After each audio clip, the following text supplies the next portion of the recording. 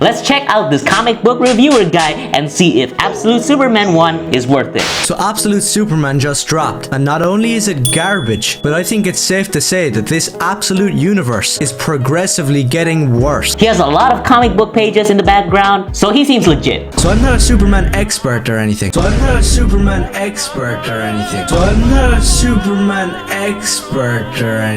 But after reading this comic, I was just sitting there scratching my head thinking, what on God's green earth did I just read? Seriously. And before you morons start typing in your comment saying this is rage bait, stop and just for 1 second, I know this might be hard for you, but think, use your brain and realize just because I don't like the comic doesn't mean this is rage bait. Have you thought of the possibility that maybe this just sucks? He seems to be a very fun, friendly, knowledgeable individual that is fun to be with at parties. So you should listen to his advice, I think. Oh, he argued in a comic book. Look, Coom fellow, we have to be open-minded. So let's finish the rest of the review and see if it's worth it.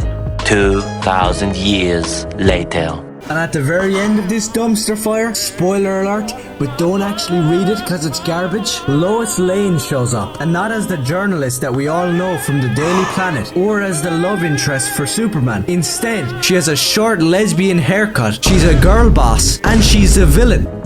Cinema. Peak. Kino. Say no more, fam. I'm going to buy Absolute Superman #1. No! She left me for a soda! She left me for a soda! Oh!